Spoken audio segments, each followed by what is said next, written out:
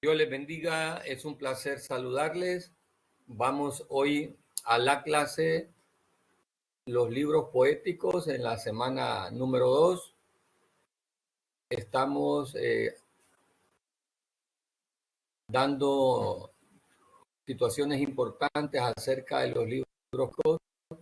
La semana inicial, la semana 1, hablamos generalidades sobre los libros poéticos, la importancia de la poesía hebrea. Recuerden que estamos utilizando este material de Global University, los libros poéticos. Y estas son las lecciones que vamos a ver en las siguientes semanas. Usted es muy importante que recuerde que cada periodo dura 6 semanas. Entonces, en las 6 semanas vamos a ver todo lo que usted ve a continuación en pantalla. La semana anterior, primera semana, vimos generalidades sobre la poesía hebrea en la Biblia. Esta semana corresponde ver dos de los libros más importantes de la Biblia. Bueno, todos los libros son importantes, pero estos libros son sumamente necesarios. El libro de Job y el libro de Salmos. Así que, recordando un poco lo que vimos en la semana anterior, es muy necesario recordar la importancia de los géneros literarios. Cuando entendemos lo que son géneros literarios, se hace más fácil comprender, por lo tanto, algunos pasajes de la Biblia y saber distinguir entre la metáfora, entre lo literal, entre histórico, cuando entendemos los géneros literarios. Hay diferentes modelos literarios o géneros literarios: el legal, el narrativo histórico, el proverbial, el poético, epistolar. Esto lo vimos la clase anterior. Usted puede ir al enlace y ahí encontrará pormenores de la temática. Es muy importante también recordar la diferencia entre géneros literarios y figuras gramaticales. Las figuras gramaticales son parte de los géneros literarios. A las figuras gramaticales también le llamamos figuras retóricas, y entre ellas tenemos algunas que las vamos a ver a continuación, recordando un poquito los tipos de géneros: el narrativo, el lírico, el dramático, el didáctico. Entonces, a continuación vamos a ver algunas figuras retóricas, como es la metáfora, el símil, la alegoría, la parábola, la hipérbole, la ironía, la paradoja, el enigma, entre otras.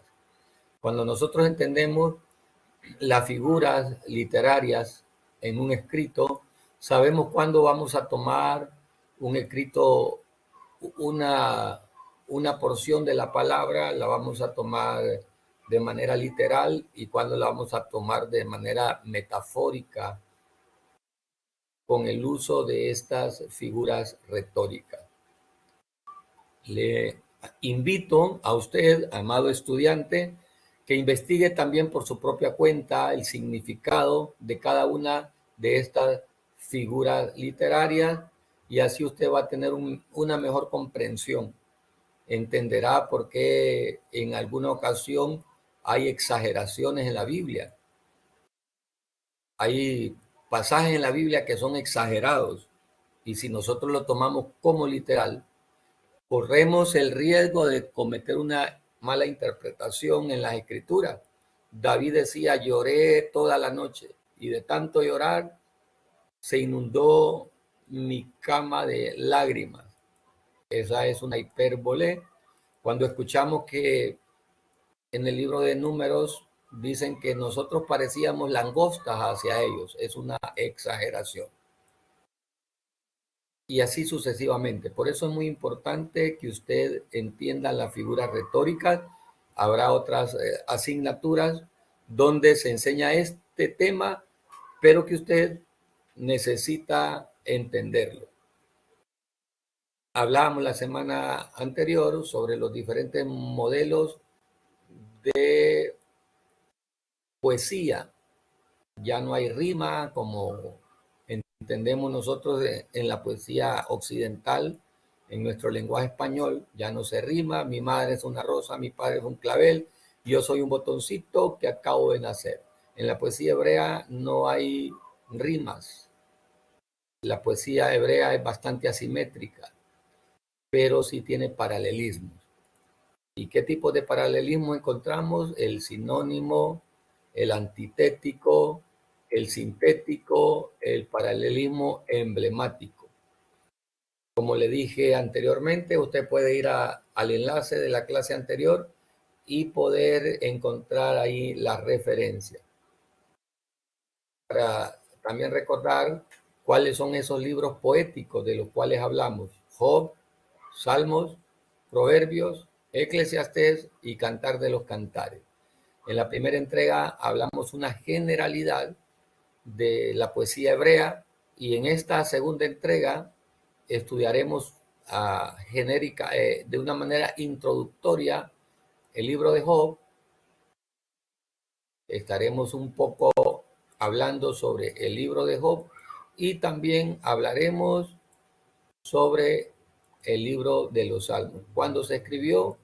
¿Quién lo escribió? ¿Por qué lo escribió? ¿Dónde lo escribió? ¿Cuál es el propósito del libro? Sin más preámbulos, entonces vamos a estudiar el libro de Job. Si usted ve esa imagen, es bastante significativa con relación a un momento difícil en la vida de este hombre, Job. Vemos ahí a su esposa, ¿verdad? La esposa de Job. Y vemos ahí a tres personajes de fondo que lo vienen a visitar. Entendemos por el libro, si usted ya leyó el libro, sabe cuál es la causa para que este personaje se encuentre como lo está, lleno de lepra, de llagas, tres amigos que llegan a visitarlo y una persona aquí que sabemos que sí, que es su esposa, que está hablando con él fuertemente, probablemente reclamándole. Pero usted ya sabe esa parte de la historia. Así que continuamos entonces en el libro de Job. Tenemos que entender en todo libro, en toda escritura de la Biblia, entender contestarnos estas preguntas. ¿Quién escribe el libro? ¿O quiénes son los personajes involucrados en el libro? ¿Cuándo lo escriben? ¿Por qué lo escriben? ¿A quién lo escriben? ¿Dónde lo escriben? El entender todas esas cosas nos da a nosotros una idea más práctica para la escritura.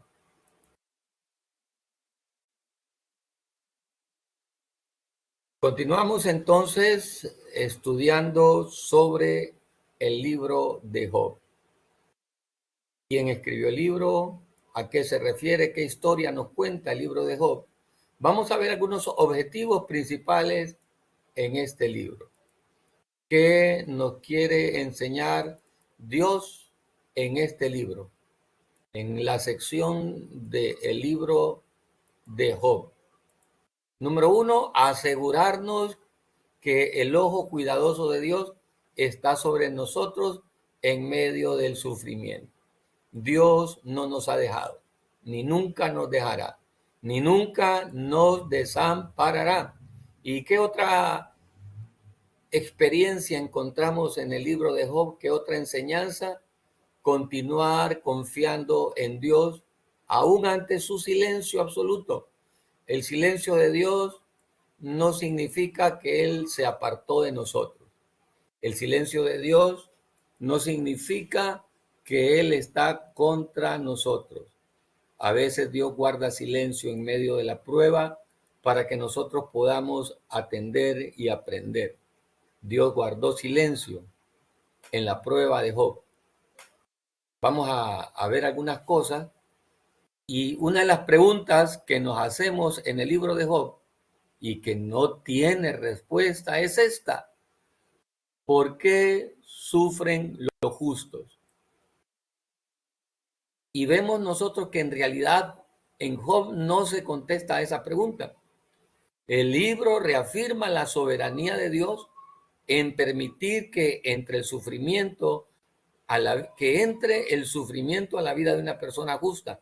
Sin embargo, el enfoque del libro no es el sufrimiento. El énfasis está en Dios, quien tiene el derecho de moldear la vida de sus siervos para gloria de su nombre. ¿Cuál es entonces el énfasis en la vida de Job? Aparentemente el sufrimiento, pero no. El énfasis es la soberanía de Dios. Verano. La soberanía de Dios no significa injusticia de Dios. Comprendamos eso, ¿verdad? Soberanía de Dios no significa que Dios sea justo. Dios permitió el sufrimiento en la vida de Job. Y Job moldeó su carácter, moldeó su vida en él. Aprendió, aunque aparentemente él no tenía culpa, según él, o tenía culpa según sus amigos. Lo vamos a ver a continuación.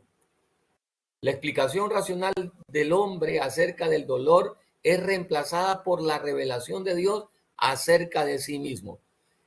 Todo el debate filosófico, teológico, ideológico que tiene Job con sus amigos es esto. ¿Por qué sufren las personas? Pero Dios, en el conversatorio que tiene con Job, nos enseña algo más. Vamos a ver un poco los puntos teológicos que comparten o dejan de compartir los amigos de Job. Por lo tanto, el libro nos trae nuevamente a la adoración, a nuestro caminar con Dios, aún entre el dolor y el sufrimiento. ¿Qué nos debe enseñar el libro de Job? Que en medio del dolor y del sufrimiento, Dios tiene el control. Dios tiene el control. ¿Puede decir usted eso? Dios tiene el control. Claro que sí. Claro que podemos decir Dios tiene el control. Entonces entendemos que cuando no podemos ver los diseños de su mano, debemos confiar en su corazón, en su autoridad, en su bondad, en su misericordia. El silencio de Dios no significa la ausencia de Dios. ¿Le parece precioso esto? ¿Le gustaría que lo subrayáramos y recordarlo para siempre? El silencio de Dios no significa ausencia de Dios. El silencio de Dios no significa ausencia de Dios. La voluntad de Dios nunca nos guiará a un lugar donde no podemos ser sostenidos por su gracia. Mire qué maravilloso mensaje nos deja el libro de Job. La voluntad de Dios nunca nos guiará a un lugar donde no podemos ser sostenidos por su gracia. Su amor nos asegura que nos dará solo lo mejor, a pesar de el aparente sufrimiento. Vamos a ver algunas situaciones teológicas acerca de Dios en el libro de Job. Y vamos a ver tres posturas en los personajes siguientes: Satanás, Job y sus amigos. ¿Cuál es la postura de cada uno de ellos? ¿Qué dice Satanás en la teología de Satanás acerca del sufrimiento? Dios soborna a la gente para que le adore. Mire, ¿se acuerda el pasaje del libro de Job? ¿Le gustaría a usted que leyéramos sobre ese pasaje en el libro de Job? Cuando se acercaron los hijos de Dios, ¿se acuerda? Y Dios le preguntó a Job: ¿qué haces por aquí? ¿Qué andas haciendo por acá? ¿Y cuál es la plática que tiene Job con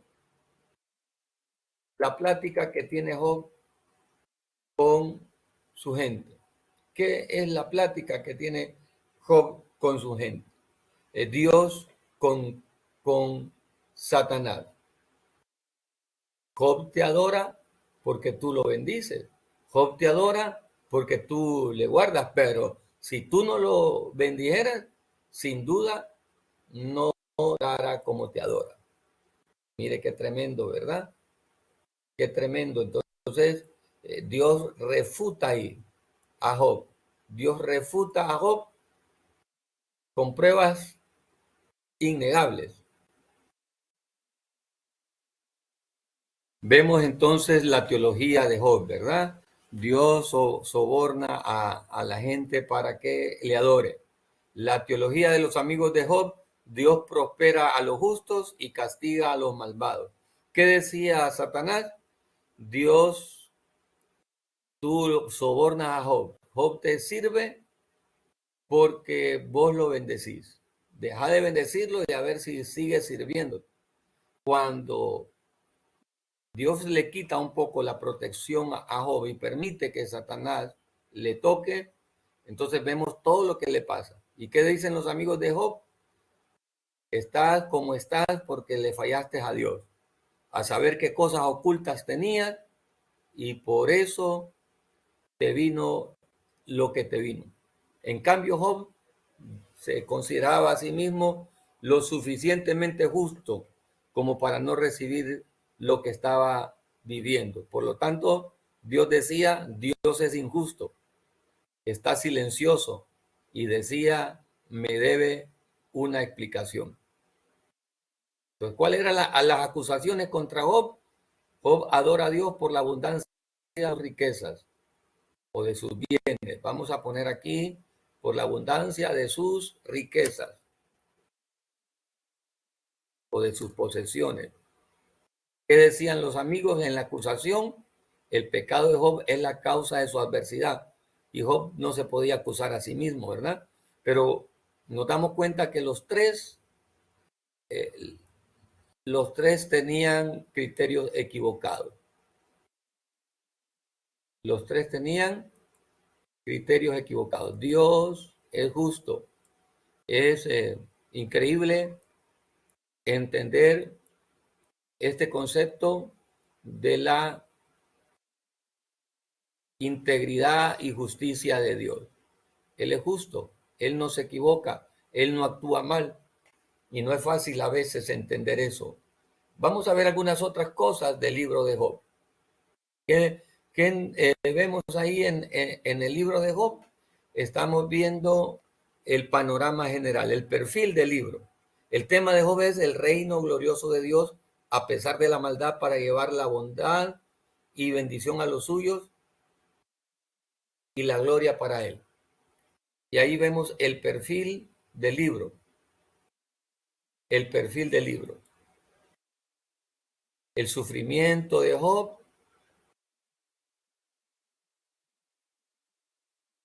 Vamos a arreglar algo aquí, que se nos movió un poquito. El sufrimiento de Job desata 3 debates entre sus amigos, así que el libro puede ser dividido en 3 secciones. El primero es el preludio, el segundo, y casi todo el libro contiene las 3 ciclos de debate, y el tercero, la respuesta divina. Entonces, Job 1 y 2, el dilema de Job. Capítulo 1 y capítulo 2 nos cuenta su ruina, su agonía. Del capítulo 3 al capítulo 37, los debates de Job, la censura de Job, las acusaciones contra Job. Y el capítulo 38 al 42, el rescate de Job, ¿verdad? ¿Quién lo rescata? Dios. La restauración de Job, la respuesta de Job. Le motivo a que usted pueda leer detalladamente este maravilloso libro, y se dará cuenta lo que Dios quiere mostrarnos a través de este maravilloso libro.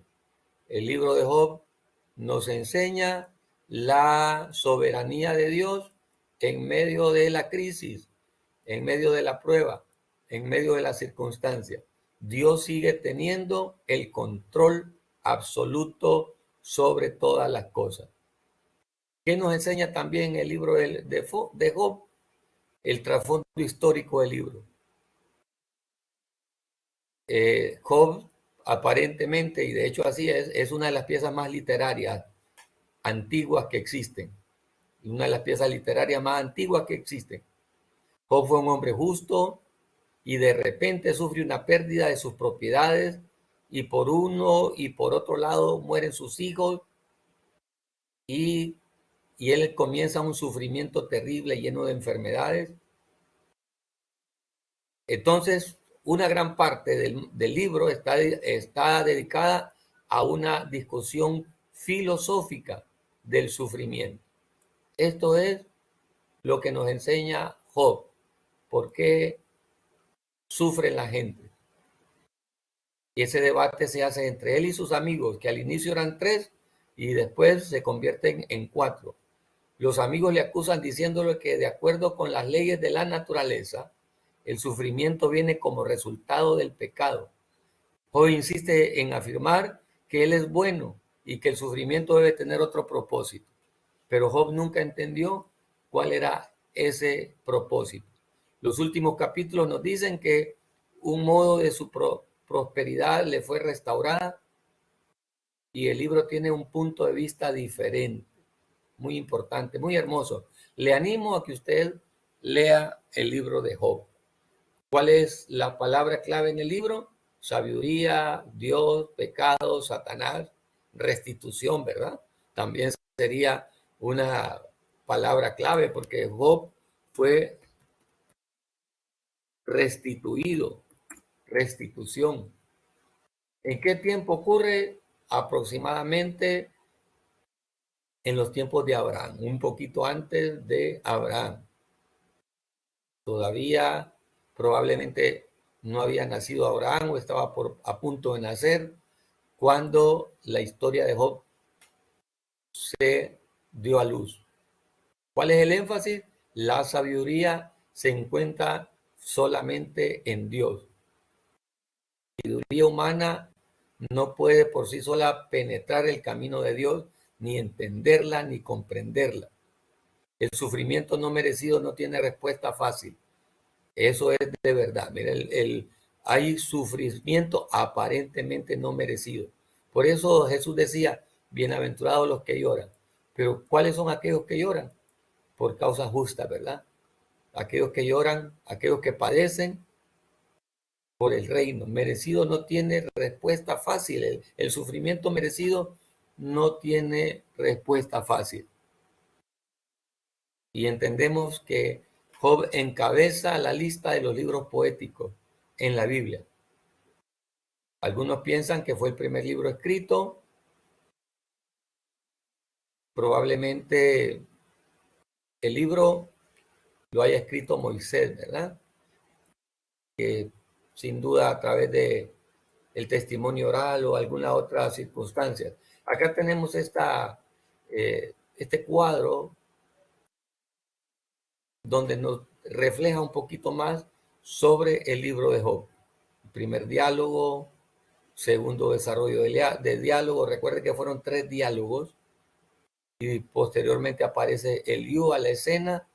A partir del capítulo 32 aparece Eliú y después el diálogo de Dios con Job. Y al final la prosperidad de Job a partir del capítulo 42. El capítulo tiene 42 libros. Esta es una manera de poder comprender el libro. A continuación, vamos a dar un pequeño repaso sobre el libro de los Salmos. ¿Qué entendemos en el libro de los Salmos?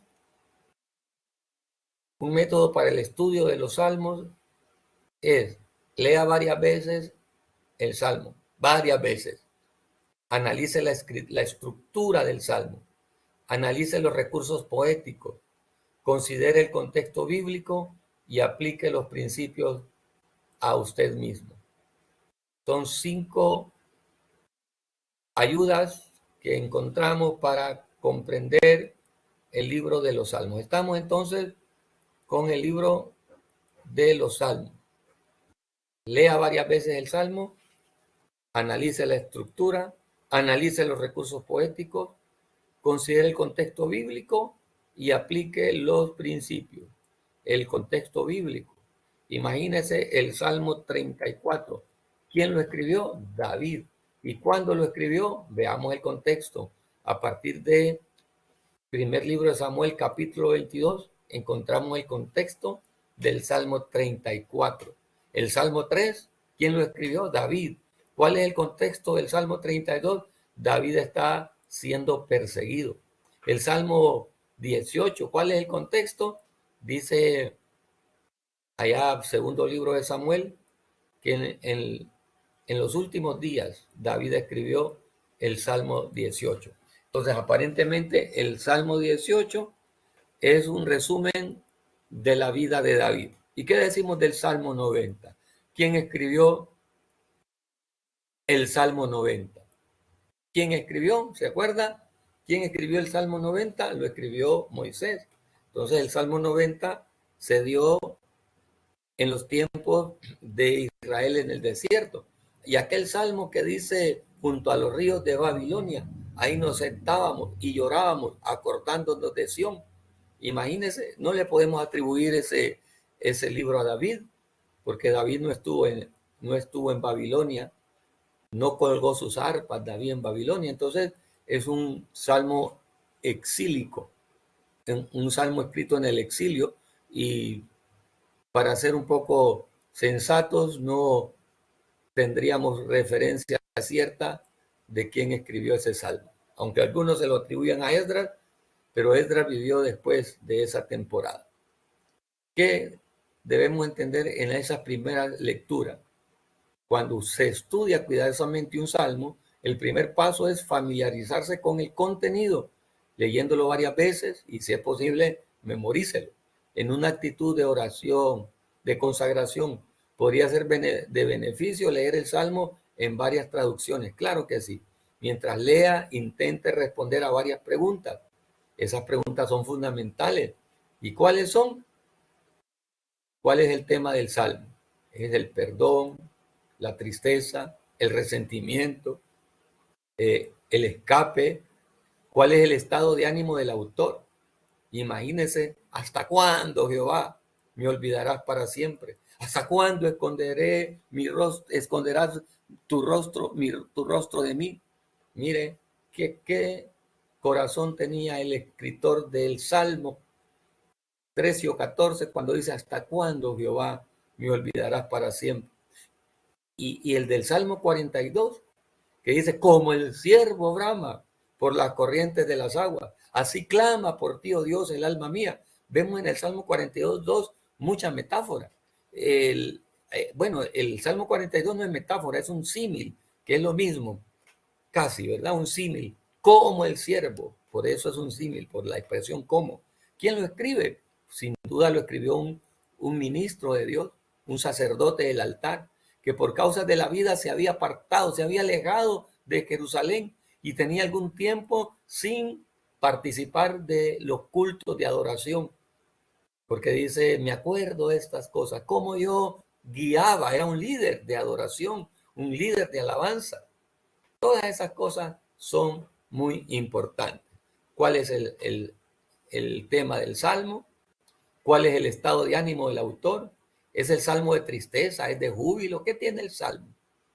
¿Qué emoción refleja el Salmo? Entonces es muy importante identificar en un Salmo lo que le voy a escribir aquí, las emociones.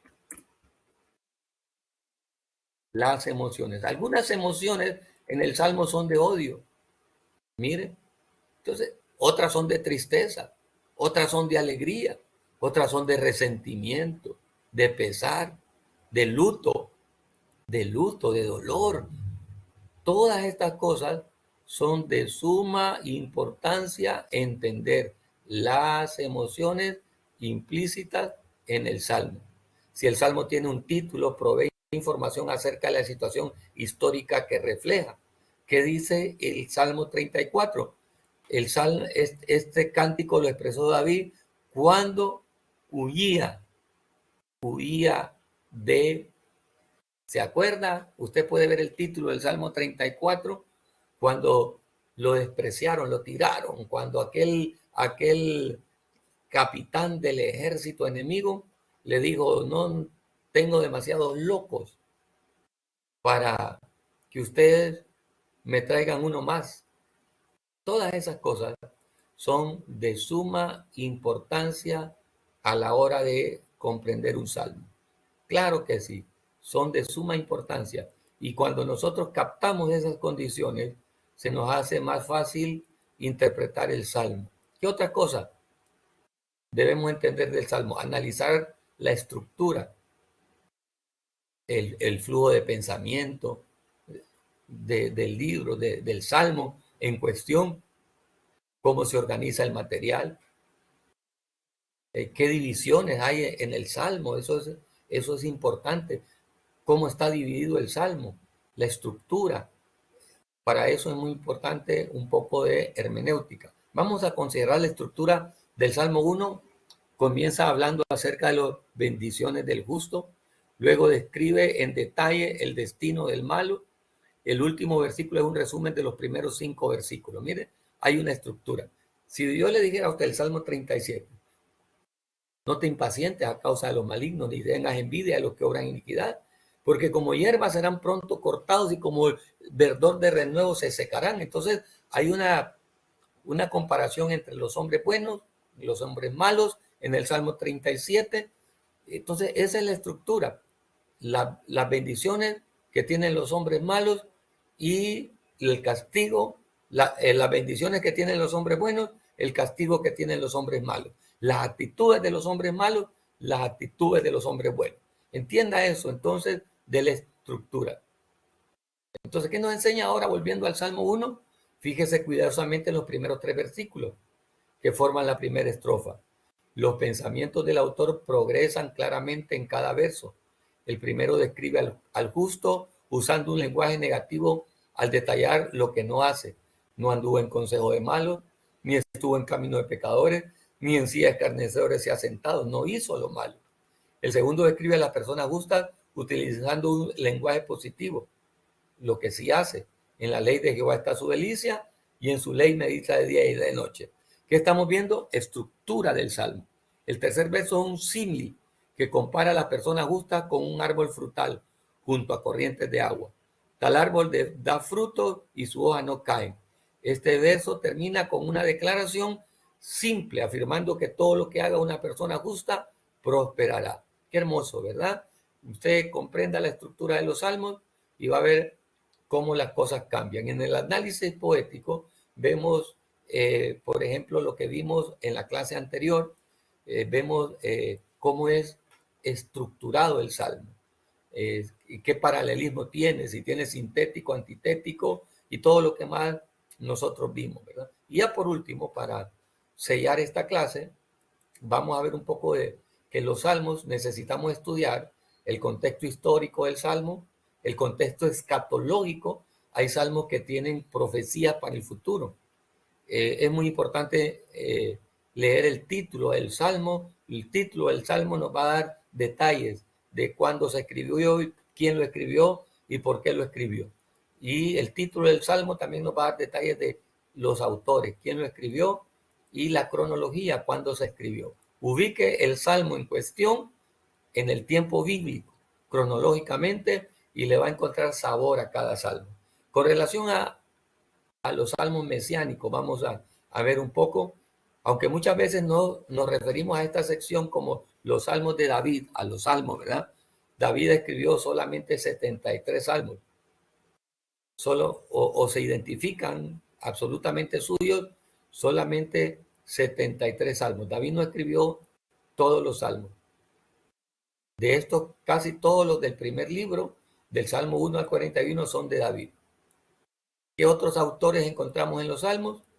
Asaf, Coré, no Coré, los hijos de Coré. Aquí hay un error, esto lo saqué prestado, pero no fue Coré, fueron los hijos de Coré. Recuerde que Coré murió allá en el desierto, Moisés, Salomón, Etán y Emán. 50 salmos son anónimos o huérfanos. Algunos identifican a David en esos salmos anónimos. Moisés es autor del Salmo 90 y probablemente del 91. es indudablemente el primero que escribió. Se piensa que Esdras es el Salmo 119. Generalmente se le atribuye. Es muy probable, sí, que Esdras haya escrito el Salmo 119. Profecía del Mesías. En los salmos encontramos muchas profecías mesiánicas. A esos salmos que nos refieren proféticamente a Cristo se le llaman salmos mesiánicos. Entonces, tienen cumplimiento en el libro de Hechos, en algunas ocasiones, y sobre todo en los evangelios, ¿verdad?